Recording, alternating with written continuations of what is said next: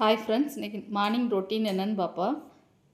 வழக்கம் போல் ஃபஸ்ட்டு ஒலை வச்சு கொதிச்சோடனே அரிசியை போட்டு சின்ன அடுப்பில் தூக்கி வச்சுட்டேன். அப்போ தான் அது பாட்டுக்கு வேகும்.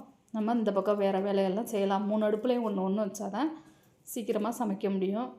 அதனால் ஃபஸ்ட்டு ஒலையில் அரிசி போட்டு சோறு கொதித்ததுக்கப்புறம் சின்ன அடுப்பில் தூக்கி வச்சுட்டு பட்டர் பீன்ஸை இந்த அடுப்பில் வறுத்து விட்டேன். வறுத்து விட்டுட்டு இன்றைக்கி என் பெரிய பையனோட பர்த்டே, ஸ்பெஷல் லஞ்ச் ஏதாவது செய்யலான்னு சொல்லி நேற்றுலேருந்து ஒவ்வொருத்தர்கிட்டையா கேட்டுக்கிட்டே இருந்தேன். கடைசியில் சிம்பிள் லஞ்ச் ஆகிடுச்சு. பட்டர் பீன்ஸ் வச்சுட்டு பருப்பு சூப்பு வச்சுட்டேன்.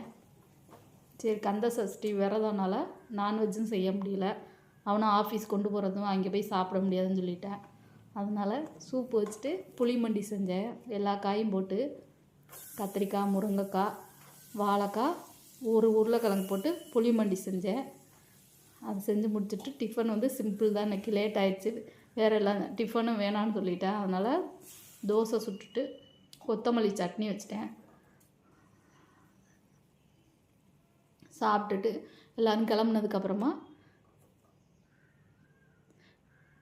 வழக்கம் போல் கிச்சனை க்ளீன் பண்ணிவிட்டு பாத்திரம் ஃபுல்லாக விளக்கி கழுவிட்டு வீடெல்லாம் கூட்டிகிட்டு இன்றைக்கி ரொட்டீன் ஃபுல்லாக எல்லா வேலையும் பார்த்துட்டேன். விளக்கேற்றிட்டு சாயங்காலம் விளக்கேற்றணும்.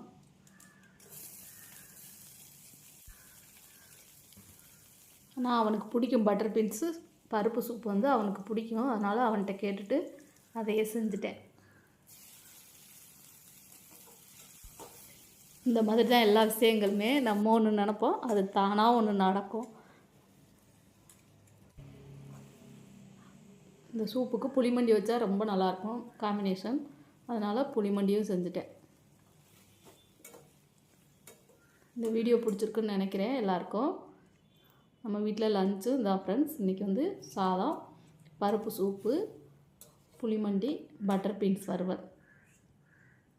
இந்த வீடியோ பிடிச்சா லைக் பண்ணுங்கள், ஷேர் பண்ணுங்கள், சப்ஸ்கிரைப் பண்ணுங்கள். பாய். அடுத்த வீடியோவில் பார்ப்போம்.